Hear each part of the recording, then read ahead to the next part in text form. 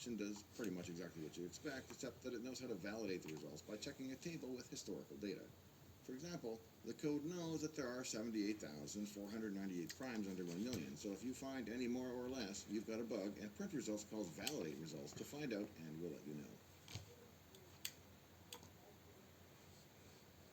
Count primes is obviously the function that counts how many primes are still in the list without having been crossed off. It does it in Python by summing a query which runs over the list of bits to determine which ones are still set. In fairness to Python, this is cool, but I should note that if the language provided a concise or highly expressive way to accomplish what I was doing, like this, I'd use that mechanism without too much concern for performance. Mostly because I'm not a Python expert by any stretch. And by the way, if you happen to be one and stuff I'm doing in my Python makes you cringe, by all means let me know, nicely please, in the comments. I'm eager to learn what I've done wrong, and I'm completely new to the language. When I wrote this, I was writing with an eye towards making the algorithm as efficient as possible, but not necessarily my language use.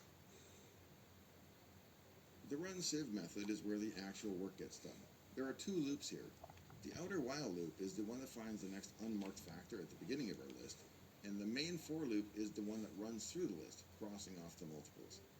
You can see that we actually start with multiples of 3, and that's important. My code is optimized to not even keep track of the multiples of 2. They're not even in the list at all.